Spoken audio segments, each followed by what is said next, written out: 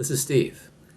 It is Monday, October 1st, 2012, and I am here at I'm in my hotel room at the Oracle Open World Conference here in San Francisco.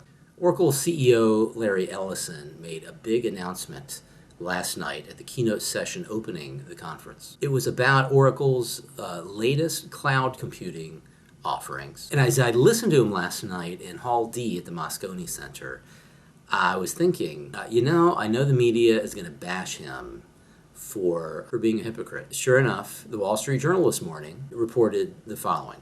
After once dismissing cloud computing as gibberish, quote unquote, Oracle Corp Chief Executive Larry Ellison announced 3 new features for its cloud computing service at a customer conference in San Francisco. And Doug Henschen at Information Week blogged about this today. The irony of seeing Larry Ellison extol the virtues of cloud computing, in-memory computing, and multi-tenancy after so many memorable attacks on earlier versions of these technologies offered by rivals was indeed rich. I don't think the slams against Larry Ellison are warranted. It's true that he's bashed certain implementations of what we now call cloud computing. But I think his intent has been to warn against immature implementations of these technologies in services that didn't offer the robustness, the security, the stability, the standards-based architectures, and other kind of features that are typical with a more mature platform along the lines of the Oracle Relational Database Management System. But one part of Ellison's keynote on Sunday night really resonated with me. Ellison reminded the audience that he first advocated cloud computing in the 1990s. Well, I heard some people in the audience snicker when he said this. But snickerers, I'm here to tell you, it's true. He did advocate cloud computing in the 1990s. I know he did. I wrote about it in a publication that came out in 1998. The publication was titled Oracle 8 Server Unleashed.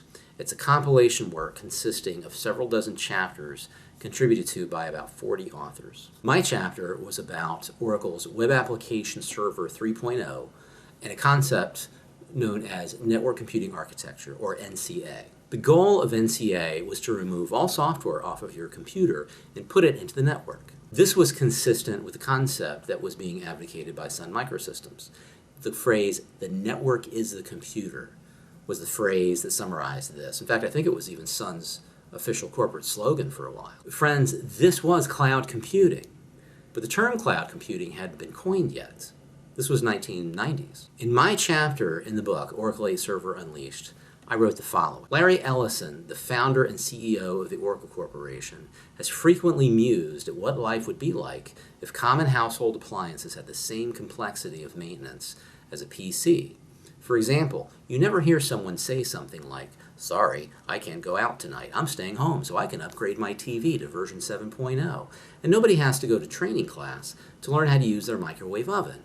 Nobody has to get a refrigerator adapter when they find out that their latest leftovers aren't compatible with their existing refrigerator.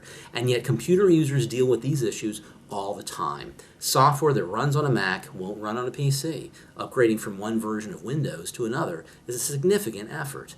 Ellison's argument is that this is unacceptable and that in order for computer technology to reach the masses, the PC must become as easy to use as any common household appliance. And I continued. In a recent presentation to a Japanese IT convention, Ellison was asked by a member of the audience if the network will be stable enough. Won't it crash from time to time? Isn't it risky to place so much dependence on the network?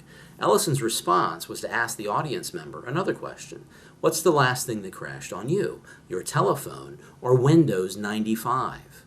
The audience roared with laughter, making the answer obvious. Yes, a network can experience problems once in a rare while, but when a network is maintained by a professional technical staff on a full-time basis, then the burden of the rote technical system maintenance is lifted off of the consumer, who can spend her time focusing on her actual work. The number of networks we already depend on is impressive. Plumbing, electricity, highways, television, and radio, all networks professionally run by others that consumers use frequently, yet do not worry about personally maintaining, upgrading, or troubleshooting. Why should a computer user experience anything different? End quote. So, when Larry Ellison stood on that stage on Sunday nights, and when he reminded his audience that he's been long advocating utility computing, the old name for what we now call cloud computing, I knew exactly what he was talking about.